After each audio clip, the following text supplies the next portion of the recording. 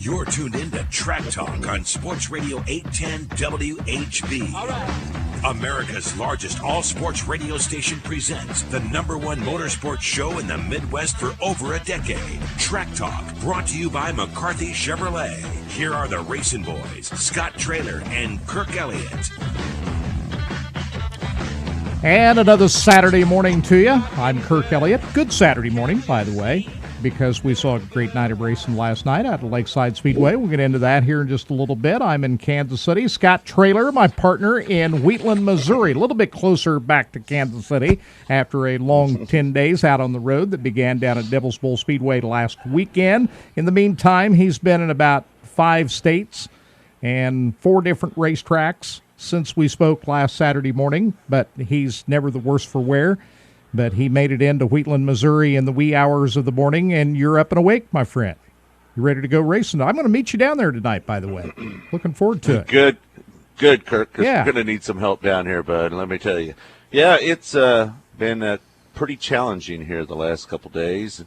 You know, you get towards the end of one of these long weeks, and it starts to wear on you. I'm traveling up and down the road with a bunch of, 25 to 35-year-old people, and the old dude here is having a hard time starting to keep up here. But rolled in after a late night at Salina High Banks last night.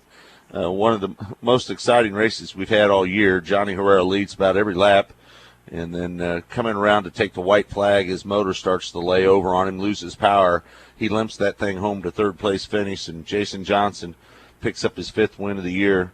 And our own local boy, Brian Brown, he finished 2nd. So pretty exciting stuff, and we all packed it up and left there about midnight and drove the 220 miles over here to Wheatland Speedway, or Lucas Oil Speedway in Wheatland, Missouri. So long night, and I'm ready to sleep in my own bed for a change. And you're probably going to need a little bit more rest after we get done off the air this morning to get ready for this afternoon. You got your big bus to do that in, right? Maybe just a little. Maybe just a little bit of a cat nap anyway. Yeah. Well, joining us in studio this morning, one of the legendary racers in Kansas City history, John O'Neill Jr., coming in this morning. He's got some things to talk about. He's a promoter now, and we're going to be talking about a big event that he's got going on at Thunder Lake Speedway, and he's going to be with us for the entire 2 hours. We got a lot of things to kick around, including last night's races at Lakeside Speedway, and there's a lot to talk about there. But, John, welcome. Good morning. Kurt, thanks for coming in. Guys, I can't say thanks enough for having me in studio today. Looking forward to a great morning of racing and reminiscing. And it will go fast, no doubt about it. Well, let's first of all talk about the big event that you've got coming up. You're a promoter now. We talked about that here a few weeks ago. Thunder Lake Speedway, which is right next to Lakeside Speedway, one of the big go-kart tracks in the area. You've taken this on, but you got a big event coming up here in 2 weeks. It's called the Firecracker 500. It's coming up on July the 7th. Just briefly talk about that big event. It is. It's a race that we've been able to put together. When I first took over the responsibilities of promoting Thunder Lake Speedway, the thing that I asked all the legendary kart racers from this area, the guys that have paved the way for us to do what we do today, I asked them, what's important? What can we do to take this kart racing to the next level? And he said one of them, and many of them reiterated that we need more money races. And karters don't ever race for money. It's a hobby. It truly is a participant-type sport. We don't have a lot of people coming to watch because it's just never been taken that direction. I mean, it's exciting. There's some good racing. We have wrecks just like anybody else. I mean, who doesn't want to see one of those? I don't as a promoter, but some fans want to come see that. But what we've been able to do is with the involvement of a lot of sponsors throughout the Kansas City area, they've stepped up and joined us, just like you guys, to help promote the Firecracker 500. It's a July 4th special. Hopefully, instead of people going out of town, for a holiday that weekend because of the economy, they may elect to stay home or even travel into Kansas City from Iowa, Nebraska, Oklahoma, Arkansas. We got some people coming up from Texas that we've taken calls with. What it's going to be is just a terrific event for local racers and area racers throughout the Midwest to come in here and race for over $5,000 in guaranteed purse. And we see some of our future stars coming out of it. We remember Trevor Hunt raced go-karts out at Thunder Lake Speedway, did he not? The beautiful thing is, yes, he did. these young racers can start at 5 years old. We can bring them out, start them off in the rookie division, and there are several different classifications based on age and weight, and it allows kids to, learn how to drive a car, or kart, so to speak. You learn gas and a brake. You learn handling, of the chassis. You learn how to maintenance them, and you learn sportsmanship. And that's what we try to teach and promote at Thunder Lake for our young racers as we prepare them to make that next step. And that step will be on into stock cars and potentially, mini sprints or something like that. You know what I think, John? The thing that's the most popular about kart racing is what it is for a family. It's a family sport. And not to say that all forms of motorsports isn't family driven, but it seems like the go-karts are a little more driven towards the family side of it because the kids start at such a young age. They have to lean on their parents or their grandparents to help them get the car to the track and get it ready to race. And I think that aspect of it makes it a little tighter than maybe normal. There's no doubt. I can tell you just from a personal experience that it's my father, my mother-in-law, her boyfriend, my wife's father and his current wife.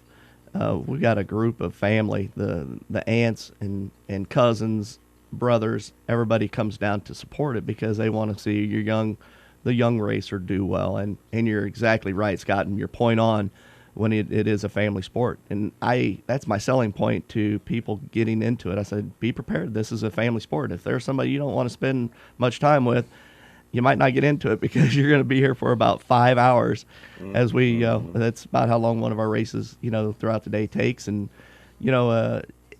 it's a great way for a family to get involved at a very low cost and experience a lot of fun with their child.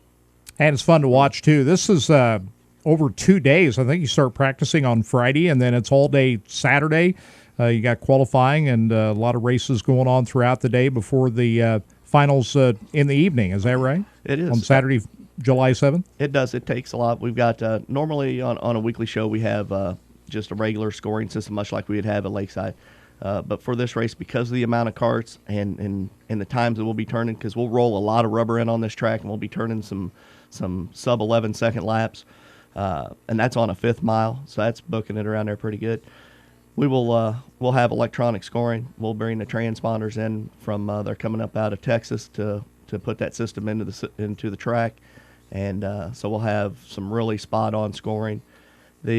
Our main class will be the stock heavies, and I expect to have probably 40 entrants qualifying for 20 spots, and that race there is going to pay over $1,000 with a pretty decent payback on 200 or 250, 200, 150, and 100. And then we got a fast time qualifier award that I threw in there because I always liked it as a racer. I love being able to go for that fast time. That was always, a driving force. I always wanted to be the top dog there, and I thought throwing another little $100 out there was going to, entice somebody just a little bit further, to put out that extra effort. Some people are just qualifiers, some are not. Some race better than they qualify, and then there's others I know you were fast qualifier. I don't know how many times that I said. I mean, how many times, John? Do you even have a number on that? No, but how many times? I can tell you, there was one time when, and our cars made a big difference. When I raced my Phillips car, that car was a very loose style car. I could set that thing on the pole anytime. It did not matter. I mean, it was just that car was capable. But at the end of a 40-lap race, I was running out of tires. When I switched over to Port City, after we had crashed our Phillips car, made the switch over to a different chassis. That car truly drove off the right front. It was a 100-lap race car.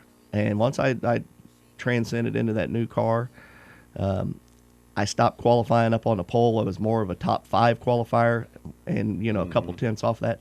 But the car never fell off during the race. So all of a sudden I lost my qualifying edge. But what I picked up there was a car that would last 100 laps. And, man, it was fast. That was the difference in Clint Boyer winning the championship out there that one year, wasn't it? I mean, his qualifying effort, if I'm not mistaken. It was. It came down to the last race. Only 5 points separated us, and he qualified on the pole that night. I think I qualified 4th, so that negated, about 4 or 5 points right there. And then he dominated the race. He won it. I ran 3rd, and that's I think we ended up losing the championship by 2 points to Clint. And, there's no shame in that. No, not now. Not now. Not now. You didn't think much of it at the time, though. No, I didn't think much of it. But, there was a lot of things going on. Rookie, snot-nosed kid coming in here. What's he think he is winning the championship in his rookie year? Yeah, you know what? We got another talent like Clint Boyer, racing with us every weekend in the B-Mod division out there called Trevor Hunt. And I've had the opportunity to work with him, and I see a lot of those innate abilities in Trevor that I saw in Clint when he was coming up through there. The ability to make a car go fast, not just a good car, but any type of car, whether it's a spot-on car or one that he's struggling to get up to speed, he could still make that thing go around there. I've always said the drivers that are really the great drivers, they pick them up and carry them on their shoulder if they have to and win.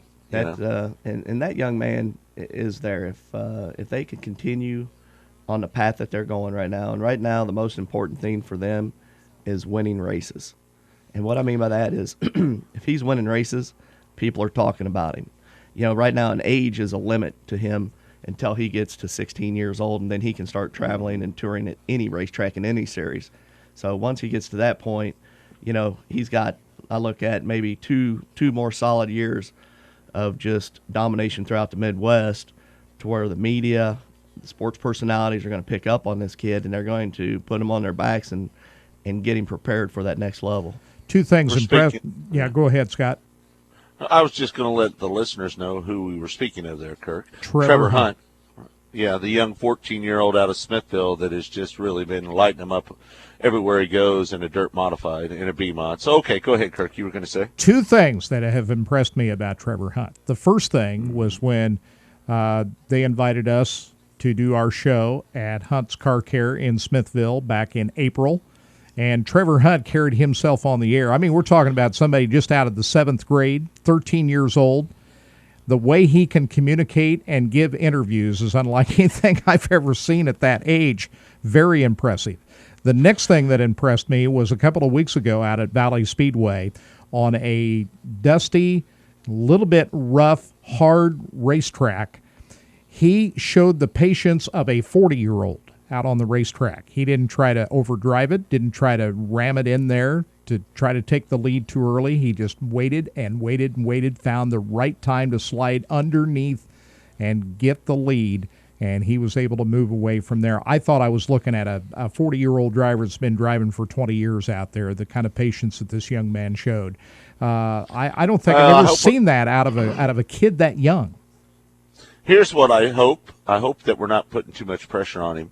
A lot of times when you sit there and you talk about a guy and talk about where he's going in his career, that's a lot of pressure for a young guy, John. You know about that. I mean, you're a young guy. You know what the pressure was like when people started saying, oh, John O'Neill, he can make it to the next level, and they expected you to get to that next level.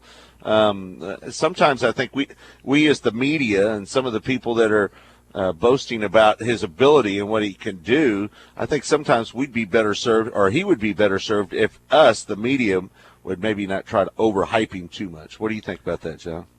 Scott, today's age of the media, excuse me, and the amount of attention and exposure that we have to do it, and we have to do what we can for him. The thing is for what we've seen so far, he backs up everything that he puts out there. Mm-hmm. It's not like he's running into anybody. It's not like that he's not up to the challenge. I mean, he's racing against some very accomplished racers in that class. I think you misunderstood what I'm trying to say. His ability is okay. We know that. We know he can do the job. But what I'm saying is the mental side of it, where you put a lot of pressure on a driver, and there's a lot of people talking to him. There's a couple things that can happen. A kid could get his head swollen up a little bit, or he could have so much pressure on him that his mind gets a little more scrambled, and maybe you see what I'm saying. Yep, That's the part that I'm talking about. We understand that he has the ability; he can do it. Well, let me tell you what. The pressure of being a young athlete or a young driver, and people expect so much out of you. The pressure of that. I think he's going to be blessed in that, and he may have a fairly smooth transition in that he's got great parents, and he's got people mentoring him, and they're going to prepare him. Just much like when we were getting ready for this season, and they were coming into it, building new cars, and Russell came to me. Russell Hunt, his father, said, we need to buy a new car. What do I do? And I said, there's only one choice for you. You call Ryan Reuter at Sidebiter Chassis up in Conoway, Iowa, and you get online with that kid right now, because he's not only a young racer himself, but he's a car builder. He needs to grow that class of car in this area. I said he is going to be able to take you to the next level, much farther than I can, because I'm not that savvy with shocks, not like what Ryan is. And that was a compliment to him, and it was something that Russell needed to do. They did that, and it truly has paved the way for him to, find some early season successes. But I think he's going to be very grounded. I think it would be a injustice to him if I didn't coach him along the way and explain to him what you're going to expect, what to look for. I've been down that road. You have, and you've seen it with other drivers, much like when Clint was transcending up into the upper levels of NASCAR, and you've always stayed close with him. It's important, whether it's Clint or McMurray, to share their stories with our drivers here locally, that do have high hopes of, perhaps getting to that next level. I think it's, it's going to be wait and see. Caller Pat. Yeah, I think it's good not to set any kind of a specific timeline of how he's going to move forward. I mean, after all, he just finished the 7th grade, and I sort of agree with Scott in this sense. Let him be a kid. Let him enjoy, being, moving into the 8th grade, and then let's see what happens down the road. But I got to tell you right now, he's as good as anybody I've seen at that age. There's no question about that. He's as good as well, the problem is. Well, the thing about it, though, when we were growing up, nobody at his age was racing, so we didn't really have that many opportunities to see young kids. Do we want to take this phone call? Or we want to take a break first? Want to go ahead and take it now? Let's go ahead and take the phone call right now. All right, Pat, you're on with the RacinBoys and John O'Neill. Good morning. Scott had mentioned he's down at Wheatland, and I just wanted to give you my experience. I was there a couple of weeks ago for the boat races, and I hadn't been to a car race in 20 years. So as part of your ticket to the boats, you get to walk over Saturday night. Right. And go into the cars. What a pleasant surprise. From the gate people to the concessionaire people, everybody was pleasant. At the end of the day, everybody kind of been imbibing a little bit. They were all pleasant about not taking coolers in. The show was great. As one heat went off, they were bringing in the other heat. If a car spun out before it even stopped, the little wrecker was over there pushing them out of the way. There was no downtime. Yeah, they do a great job down here, no doubt. It was just great. And one guy, they let everybody have a good time, but one guy had too much of something. I mean, within a flash, the track security was there and the local law enforcement, and he was out of there. So I just wanted to give a shout-out. I was very surprised and very pleasantly surprised. Thank you. You're welcome. All right, Pat. Thanks for the call. We all know that about this place down here. In fact, I think the last time we spoke with Force, remember, Kirk, he said, we're not going to have mean people work at our facility. And the people down here are really, they welcome you with open arms, and they're very passionate about working at this speedway. They feel connected to this racetrack. So, yeah, I'm not surprised at all Pat had a good experience. Yeah, everybody who runs the concession stands, takes tickets, sells tickets, greets the public representing Lucas Oil Speedway, represents the owner of the racetrack. So Forrest Lucas takes that very seriously, and the personality of the facility is reflected by everybody who works down there, and they get it down there at Lucas Oil Speedway. Yeah. Great place to go see races. Dan Robinson runs a really tight ship, and I know him personally, and he was one of the few guys that kind of took me under his wing, and I was trying to take on this endeavor. I called him up and said, Dan, what words of advice do you have for me?